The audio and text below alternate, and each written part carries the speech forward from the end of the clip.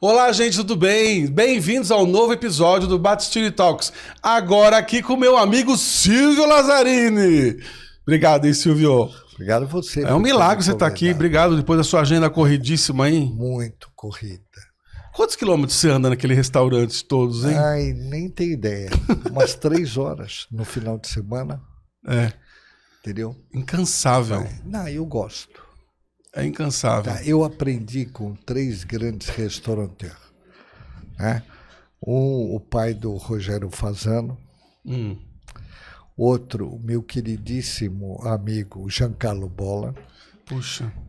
E o Máximo. Máximo, que é o seguinte, fica na porta. Por coincidência, somos italianos, não? Sim. É isso. 40 anos você dedica, né, pelo agrobusiness. Isso. E aí você criou o Varanda Grill. Queria que você contasse um pouquinho essa história de como tudo isso começou. Então, eu tinha vida no agronegócio, né, na agropecuária. A minha família primeiro veio para o Brasil para trabalhar em lavouras de café. E eu também comecei. Mas depois eu achei, o meu pai dizia que café você ficava rico 9 anos e depois pobre nos 9 anos seguintes. Né? Muito cíclico. E aí eu optei pelo gado. E fui estudar pecuária, de tudo, pecuária da cria, recria, engorda, qualidade de carne. Viajei muito, viajei para os Estados Unidos, fiquei 2 meses estudando a produção pecuária norte-americana. E aí, poxa, eu não sabia disso. Nós somos eleitos, a nossa fazenda, pelo Globo Rural, uma das 10 propriedades mais produtivas do estado de São Paulo.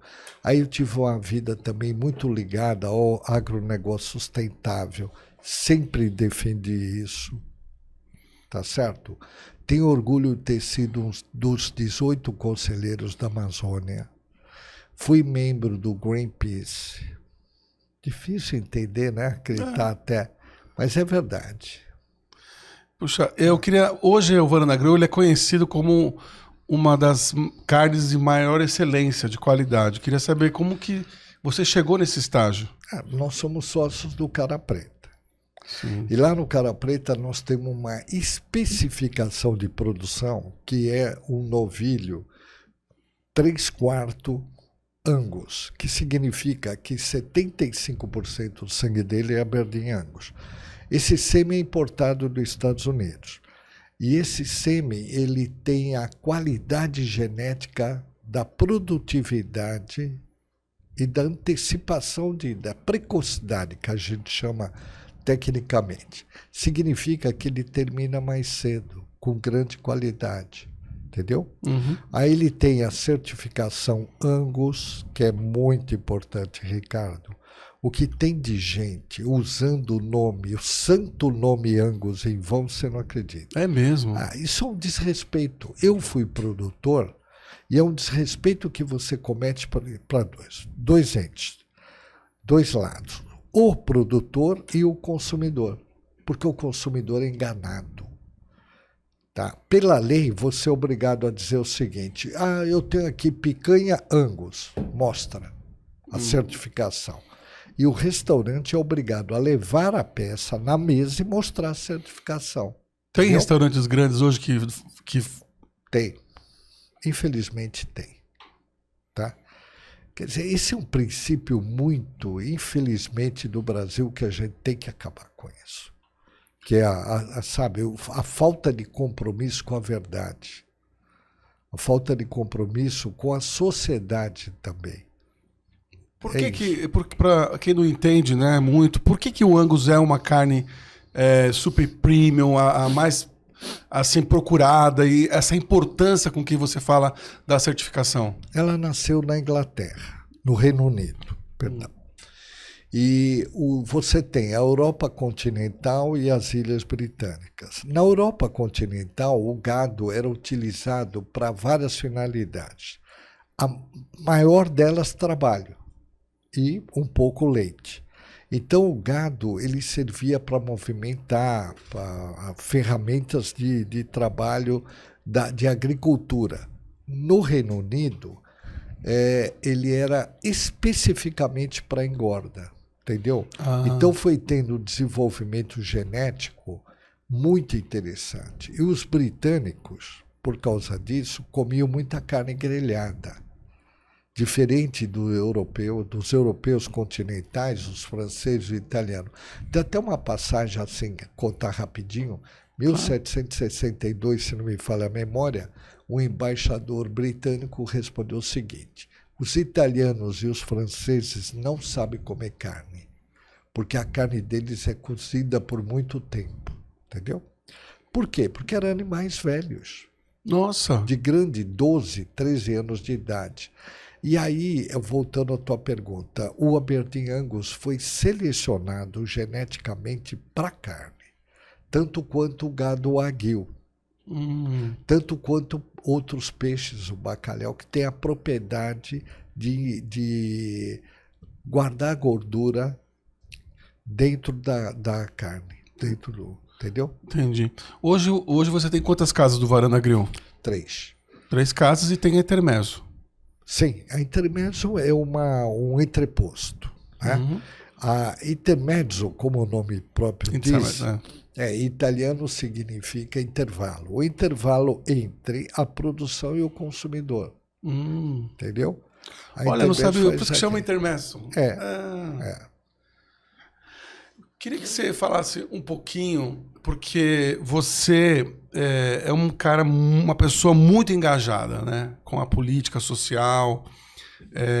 Eu queria saber o que você lutou, está lutando pela essa questão da reforma tributária. Eu queria que você falasse um pouquinho sobre isso. Sim, eu lutei muito pela reforma tributária. Ainda está, há né? Muitos anos. Antes disso, eu lutei muito pela sustentabilidade, entendeu? Pela sustentabilidade e pela ecologia. A minha querida prima, Marilena Lazzarini, é fundadora do IDEC, que é o Instituto de Defesa do Consumidor. Ela foi a primeira diretora-presidente do PROCON, na gestão do José Serra, na secretaria. E então nós temos essa afinidade. Ela me ensinou muito dessa questão dos direitos do consumidor, etc. E eu fui para o lado da ecologia, que o meu primo, o marido dela, foi secretário da Agricultura e também secretário de Meio Ambiente, etc. E eles são agrônomos e eu sou administrador de empresa e economista. Então, outra área. Você é economista? Sim. Mas aí eu defendo muito, muito essa sustentabilidade. É uma vergonha não se pensar nisso. Eu escrevi um artigo em agosto de 2019, página 2 da Folha de São Paulo, dizendo o seguinte: a pecuária brasileira não precisa da Amazônia. Teve repercussão muito grande isso, né? Eu escrevi esse artigo porque foi uma crítica do presidente Macron às atitudes do Brasil com relação ao desmatamento, essa coisa toda. Puxa. Isso é muito importante. Não tem sentido. A Amazônia tem que ser preservada e acabou. Para você ter ideia, se você preserva a Amazônia, o que sobra de território, certo, é 10 vezes maior que a Itália. Nossa. É impressionante. Você pega os dados de produção nossa, lá no Cara Preta, só para você ter ideia, a média de desmama que o bezerro é retirado da mãe, desmamado, ele pesa 160 quilos. Sabe qual é o nosso peso? 240. Entendeu ou não? Então o Brasil poderia, sem fazer nenhum corte de árvore, ter um aumento na produção de carne em 55%. Sabe por quê? Nelson Rodrigues dizia: complexo de cão vira-lata. O Brasil tem coisas que é um negócio indescritível. Eu vou te dizer, lá no Varanda, o nosso azeite é da Serra Gaúcha, da Serra da Mantiqueira, nossos queijos são de Minas, são aqui de Pardinho, feito pelo Bento Mineiro, filho do Jovelino Mineiro, um notável agropecuarista, entendeu? As nossas carnes. Outro dia eu recebi norte-americanos, eles me chamaram na mesa e perguntaram para mim, essa carne é brasileira? Essa carne, perdão, é argentina? Não, senhor, é brasileira. Brasileira? Brazilian meat? Sim. E contei a história. Fantástica. Sabe o que ele me questionou? Nos Estados Unidos não tem carne igual. Eu fiquei tão envaidecido com a história. E eu conheço os Estados Unidos. Eu fiz um giro com meus filhos por 14 das melhores steakhouses norte-americanas. A gente não perde, não. Fica atrás. A gente perde no preço. Mais caro ou mais barato? O deles, você come espetacularmente bem no Varanda ou outro steakhouse por $40. Nos Estados Unidos, por menos de 100, $120. Não. Sem bebida. Estou falando? Sim. Tá. Você entendeu? Então é isso. A Argentina também, que tinha grande produção de carne, ela perdeu muito. Perdeu por quê? Porque política populista. Sim. A Argentina tinha uma produção pecuária de boi que nenhum país do mundo conseguia alcançar. Boi Aberdeen Angus puro, porque eles têm clima apropriado, e aí foram deixando para trás, por política dessa. Entendeu? Entendi. Então, hoje o Brasil é, sim, um grande produtor de carne, dando lições para o mundo. Se a gente persistir nesse discurso de preservação da Amazônia, como está sendo feito agora pela ministra Marina Silva, que eu respeito muito, respeito igualmente a ministra Simone Tebet, o ministro da Agricultura também, o Carlos, todos eles sabem o que estão fazendo. Então, eu não sou petista, eu não estou falando de política, eu estou falando de coisa técnica. Sim. Tá? Você, inclusive, aplaudiu um artigo que saiu na Folha falando sobre o agro, né? Que não tem para ninguém, na verdade. Sim. Não tem. O potencial de produtividade do Brasil é uma coisa impressionante. Eu tenho uma colega da Fundação Getúlio Vargas, a Fátima. Ela foi a última SEAG que eu fiz, a última pós-graduação. Ela assumiu a fazenda da família em Petrolina. Ela me convidou para ir para lá. Petrolina é sertão de Pernambuco. Sabe o que ela é hoje? A maior exportadora de frutas para os Estados Unidos e para a Europa. O marido dela trouxe uma caixa de uva moscato. Eu falei, vocês estão cobrando da Itália agora? Não, Silvio, é produzida lá na fazenda. Eu fiquei louco. Liguei para ela, falei, entendeu? Então, tem um monte de exemplo disso, Ricardo. Muito. Que legal. Silvio, você tem uma coisa que você não divulga muito, mas eu te admiro muito, além de tudo que você já faz e fez, e você recepciona cada cliente na porta. Você está muito engajado e ajuda muitas pessoas socialmente, né? E você não divulga muito isso por, não sei, né? Você não usa isso como marketing, vamos dizer assim.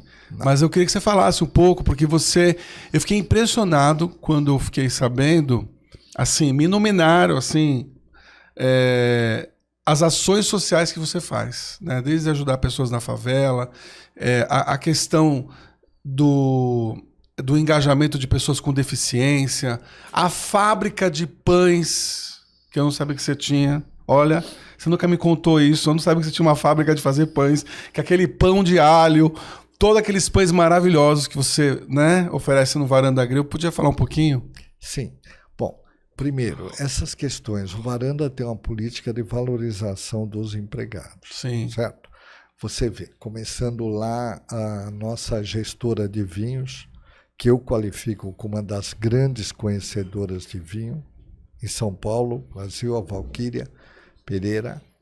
Ela tem 21 anos de Varanda, ela começou como bartender. Hoje é a nossa diretora da área, ela que decide tudo. entendeu? Na área dessa padaria e confeitaria, uma queridíssima, que começou, está há 13 anos no Varanda, começou como lavadora de prato. Aí ela pediu para fazer cursos, foi fazer curso de padaria, confeitaria e tudo mais, e hoje ela é a nossa gestora, nossa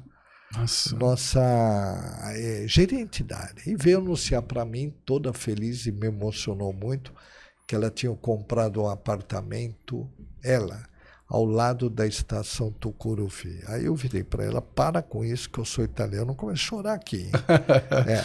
Mas esse trabalho social é o seguinte, é educação. Eu fui educado por uma santa mãe católica, apostólica, romana, que ligava e dizia, filho, quem dá aos pobres empresta a Deus. E o Brasil tem muito que avançar nesse campo. Sim. Entendeu? Não, muito. E o que acontece é que você querendo, você consegue. Por exemplo, eu só estudei em escola pública. E tudo que eu tenho, eu devo à escola pública. Na minha escola pública, eu tinha 2 professoras, uma de português gramática, outra de literatura. A minha professora de inglês, Miss Conga, era inglesa. Aí você pergunta, e por que não pode ser isso hoje? É verdade, né? Certo? Boa pergunta. Durante a pandemia, o meu querido amigo falecido Bruno Covas me convidou para uma reunião do secretariado. Aí era agosto de 2020 para abrir, que tinha aqueles negócios de fase verde, fase azul. Sim. Aí, Silvio, deixa ele falar, o Bruno. O que é mais importante nesse momento? Eu falei, permitir a volta às aulas. Não, isso não podemos. Por quê?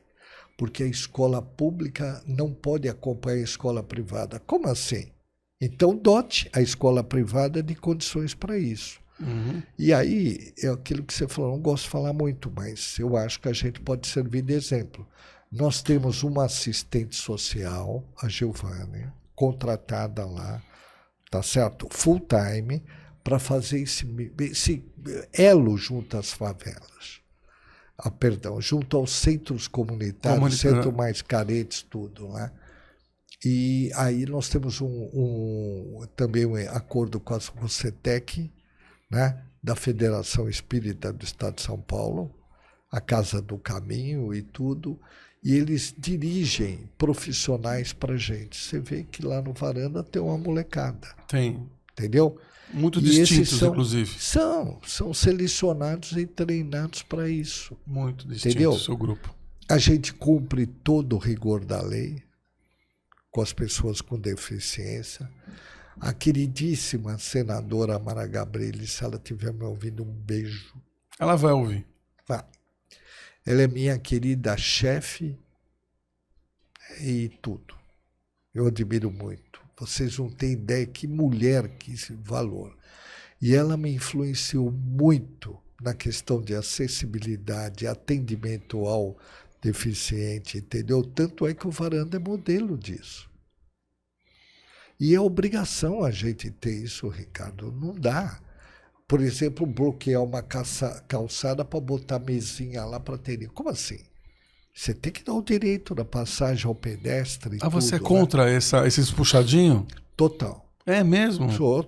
Total. Tá? Além de prejudicar o trânsito... Desculpa falar puxadinho, mas você entendeu, né? Eu sei, entendo. É prejudicar o trânsito, certo? Eu sei que tem muita gente que não gosta do que eu falo, mas eu não quero saber. A realidade é essa. Tem que dar o direito, sim, do pedestre caminhar, ter a sua passagem. O que se faz por aí fora não é correto. Não é. Né?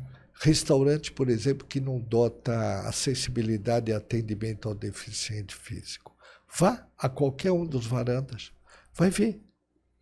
Não, é impressionante. Entendeu? O que tem os banheiros, as toaletes, local para a mãe trocar o bebê, entende? Sim. Então, essas questões, eu acho que é fazer, sabe? Eu não gosto de falar muito, né? Porque não uso isso como marketing de forma alguma. Mas não usa mesmo e faz muito. Não, nós estamos organizando agora o Natal das famílias carentes. É muito emocionante. Eu já consegui a doação do Carapeta de 5.000 hambúrgueres. A Intermezzo vai doar mais 5.000, serão 10.000 hambúrgueres distribuídos aí nesses centros comunitários. Mas detalhe, não vai só hambúrguer, vai arroz, né? Aquilo, durante a pandemia, a gente se notabilizou por isso. Né? Eu liderei um grupo com 18 restaurantes. Eu lembro. A gente doou 150.000 Marmitex. Que a gente botava o nome de brasileirinho. Tá certo? Que era o arroz, o feijão, um ovo e um hambúrguer de 150 gramas, uma proteína. Foi muito bacana, entendeu? A Cláudia Carleto, que era outra grande amiga, secretária dos Direitos Humanos da Prefeitura, me chamou para uma primeira entrega. Eu falei, Cláudia, Aí foi. Eu fui. Ela falou, você tem que ir, será uma entrega lá na prainha da Zona Sul. Eu fui.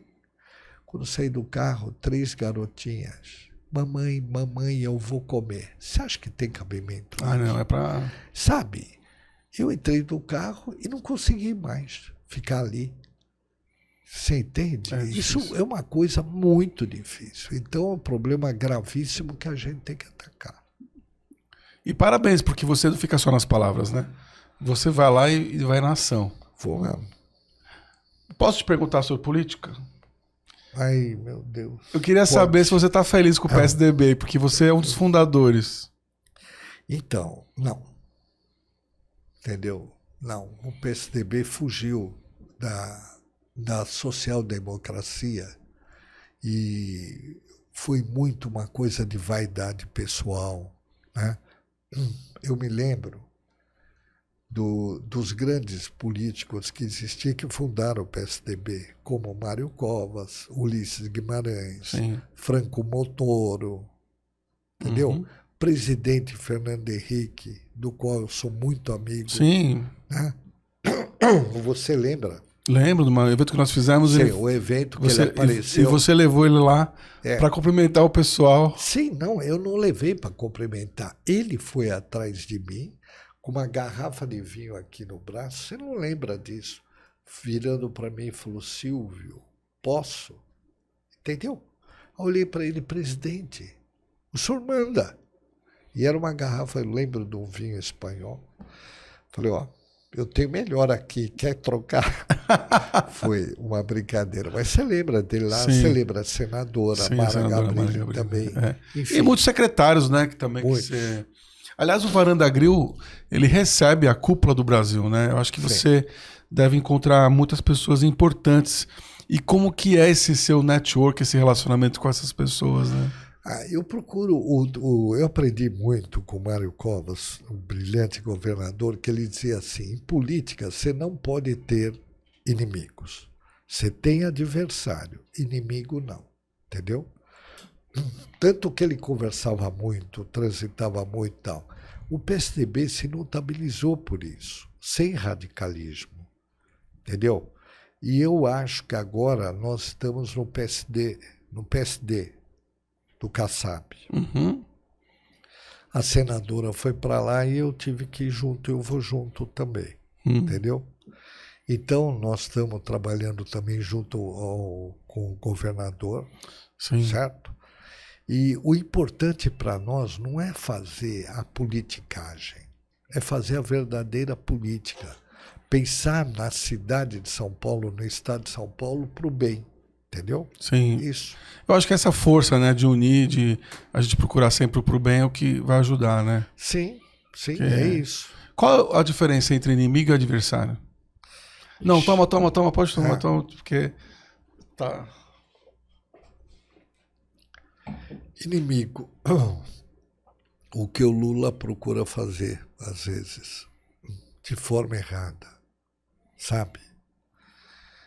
O que o próprio Bolsonaro também fazia, de forma, às vezes até, né, que eu acho, sem necessidade de tanta violência.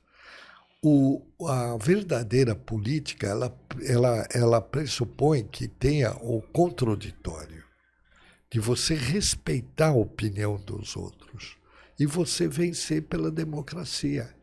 E por onde está? Vamos dar um exemplo. O governador Tarcísio não foi eleito? Foi. Ele prometeu a privatização ou não? Sim. Sim. Então não tem que fazer greve, fazer a coisa, porque foi a vontade popular. Ele não mentiu. Isso é política real, entendeu? Então não é fazer essa é a diferença. Sim, entendi. Você entendeu? Uhum. Silvio, queria te fazer, eu vou colocar algumas palavras aqui, você vai me responder o que representa para você. Tá. Aliás, eu acho você um pai admirável, Obrigado. porque você passou por algo que é o medo de todos os pais, né? Então eu queria que você falasse sobre filhos. Segmento da vida, prosseguimento. E como que você se levantou quando você perdeu seu filho? Bom, primeiro que nós acreditamos na passagem, na vida futura, na reencarnação, né? E segundo, porque o meu filho fez um trabalho muito com as comunidades, com tudo que ele ajudava, que ele fazia. Sim. Era um rapaz com uma formação educacional, ele era economista pelo INSPER, mestre em economia pela Fundação Getúlio Vargas. Quando ele iniciar o doutorado dele, cometeu a doença, né? Então é isso, é vontade divina. Meu filho mais velho é considerado um dos 15 melhores pesquisadores do mundo. Estava na Universidade de Toronto, no Canadá. Está voltando agora para dar aula no INSPER. Ah, que legal. É um grande orgulho da família. Como ele chama? Sérgio Giovanetti Lazzarini. E o meu filho caçula também, que você conhece, o Fábio. Sim, sabe? É um exímio chefe. Ele é administrador de empresa, mas formou em gastronomia na Itália, trabalhou em 3 estrelas Michelin. E não é porque meu filho, não posso, mas eu considero ele tranquilamente um dos 10 melhores chefes do Brasil. Parabéns, Silvio. Sociedade, o que você está achando da sociedade atual? Não a sociedade de sócio. Sim. Sociedade. A visão social da social-democracia, entendeu? Uhum. Que você pode sim. Acho que o Brasil tem muito para avançar, começou agora com a reforma tributária e outros, a reforma administrativa, que vem pela frente, tem que ver, e esse respeito ao meio ambiente, todas essas coisas vai mudar. Eu sou otimista com o Brasil. Que bom. Eu fiz uma reunião do agronegócios com uns 25 agropecuaristas. Um deles me viu com essa visão otimista e perguntou: ô Lazzarini, então você está torcendo para o governo Lula dar certo? Eu estou torcendo para o Brasil dar certo. Entendeu? É engraçado como as pessoas rotulam a gente, né? Sim. Qualquer coisa, o posicionamento. O que você pensa sobre guerras? Não. Nem me fale. Entendeu? Sim. Não dá. A minha família praticamente foi expulsa assim em decorrência disso, de ação da extrema-direita e tal. Nem penso. Me aterroriza. Você tem 4 livros publicados, né? Não. 3. Não. Desculpa. 14. 14, que vergonha! É. Não, mas eu vi exposto lá 4. Não, você viu exposto 8, que são os volumes mais vendidos. Foi edição de uma editora livros. ligada à Universidade Federal de Viçosa. Uhum. Então vou te contar outra coisa que, falando humildemente, mas que Depois... não, mas que eu tenho muito orgulho. Eu escrevi os trabalhos junto com meu filho mais velho também, e nós somos os autores de agronegócio que mais vendeu o livro na história da agropecuária. Nossa, parabéns. A última edição teve 9 exemplares com 30 mil cada um. 9 títulos com 30 mil exemplares cada um. Eu liguei para a diretora da editora e falei: senhor, mas 30 mil? Ela falou: Lazzarini, os teus livros, tua autoria, eles são vendidos e distribuídos em todas as escolas de agronomia, zootecnia, veterinária do Brasil. Eu falei, nossa, que orgulho. Parabéns. É isso. E eu dou direito autoral também. Puxa, É. parabéns. O que você pensa sobre o casamento? É um elo que tem que nascer. Você casou quantas vezes? 2. E você tá com a... Não, eu tô na vida. Você tá tico-tico do fubá? Não sei nem o que é isso. Então não tá casado? Não. Foram 2. 2. 2 filhos de 2 esposas? Não. Isso. É? Isso. Qual que é o seu hobby, Silvio? Porque eu só vejo você trabalhando naqueles restaurantes. Você tem algum hobby? Estudar e trabalhar. Por quê? Não pode? Pode. A minha mãe dizia assim, quando eu chegava em casa, cansado, quase falando italiano. Ai, mamãe, eu sono estanco, eu tô cansado. Ah, filho, tá cansado? Vai carregar pedra, vai. Era assim, disciplina. Nossa. Entendeu? Sim. E eu sigo o ditado chinês que diz, você quer se sentir um aposentado? Trabalhe no que você gosta. Percebe? Sim. É isso. Então, é gostar do que faz. Sem outro esquema. Uma vez, lá no JK, logo no começo, uma fila de espera que você não tem ideia. Tenho ideia, sim. Aí chegou um casal e o senhor virou para mim, Lazzarini, mesa para 2. Eu falei, calma, você tem que entrar aqui na lista de espera. Eu não tenho espera, eu sou teu cliente. Todos são. Não, mas eu falei, calma. Aí ele virou para mim e falou, então para que serve você aqui? Vixe. Nossa. Eu olhei para ele espantado assim. A esposa até mediu ele de cima a baixo. Falei, querido, sabe o que acontece? Aí chamei todo mundo que estava na recepção para ouvir. Eu fui educado quando eu tinha 8, 9 anos. Os italianos, mesmo aqui em São Paulo, que eu nasci na Moca e me criei no Brás Belém ali. E nós tínhamos uma comunidade italiana, a nossa rua, tudo. E aí as italianas, né, se reuniam para chiacchierare, ou seja, para conversar e tal. E aí eu estava estudando, minha mãe chamava Silvio, accanto a me, junto de mim. Aí eu cumprimentava todas as senhoras, sabe o que eu ia fazer? Com 8 anos de idade, café. Viver em família, em sociedade, é o que nós, italianos, e eu me sinto italiano de coração mesmo, a gente ama fazer. Os cientistas norte-americanos foram estudar por que os japoneses vivem 91 anos e os italianos 90. Idade média deles. Expectativa de vida. Aí foram, é alimentação. Não. Vida social. O prazer de estar ao redor de uma mesa, Sim. de tomar um vinho que você me ofereceu, eu não quis. Né? Porque não está na hora. Tudo para nós tem o seu horário também. Então é isso, Ricardo. A felicidade de receber, estar junto, fazer amigos. Sim. Né? É o que vai prolongar. Você já acabou de dar as dicas de prolongar a vida. E eu brinco muito, você sabe disso, né? Sim.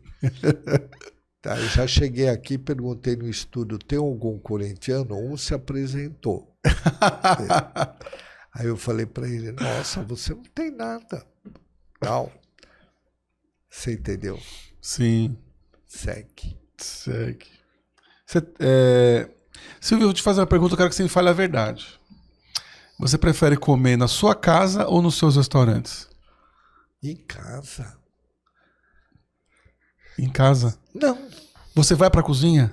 Claro que eu vou. Você cozinha? Muito. O que você faz de melhor? O que você quiser. É verdade. Você Claro, faz, eu não faço comida japonesa, mas lógico. o bacalhau para deixar meu amigo Carlos Bittencourt com inveja. Sim, sério? Ato. Com as batatas, dourei tudo. Tudo. Olha. Não, mas isso é cozinha portuguesa assim. Mas a de culinária italiana, vamos dizer, aquela cucina né? Aham. Nossa, tudo, sem dúvida. Sensacional. E eu queria saber também, o que você não faria de novo? Tem alguma coisa que você não faria de novo durante o decorrer da sua vida? Alguma coisa que você fez que você não repetiria? Muitas vezes eu errei nos projetos, né? Em alguns shoppings assim, foi errado. Eu não faria de novo, né? Porque eu tenho uma questão muito minha que é acreditar nas pessoas. Como eu tenho uma conduta de vida que eu busco ser ali, né, exemplar, então é isso. Entendi. Entendeu? E Não faria. E para finalizar essa sua visita aqui com a gente, queria que você desse suas dicas de sucesso, gratuitamente.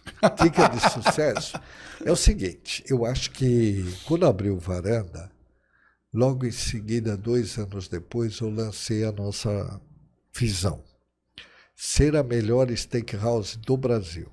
Os meus sócios da época e o do lado davam risada. Como? Tem o Rubaiá, tem o Rodeio, tem o Dinho's Place, Esplanada Grill, tudo. Tudo bem, vamos competir, entendeu?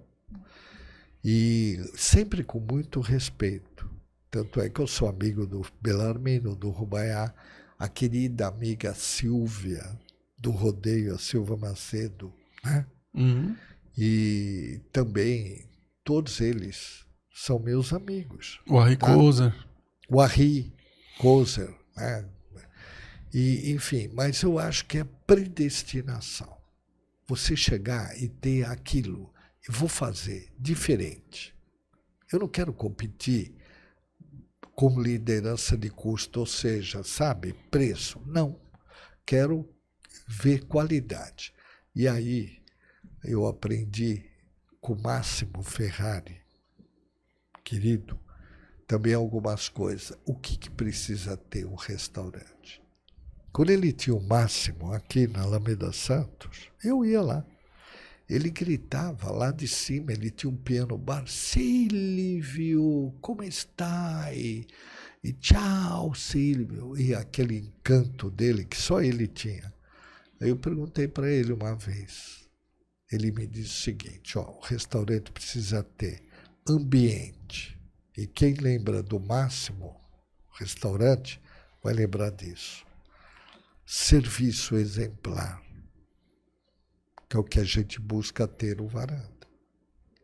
Além do ambiente, se você ver o ambiente da Faria Lima, do JK, gastronomia exemplar. E a outra é a relação de custo e tudo isso que você recebeu. Deu para entender? Sim. Esse é o sucesso do restaurante. E, claro, antes de tudo, localização. Sim. Então, fantástico. não se questiona. Tá? Silvio, foi uma honra ter você aqui. A honra é toda minha. E muito obrigado, viu? Que você prospere cada vez mais. Muito obrigado. Obrigado. Que eu prospere, não. Que o Brasil prospere. E com ele a sociedade. Sensacional. Aí, entendeu? Obrigado, Silvio.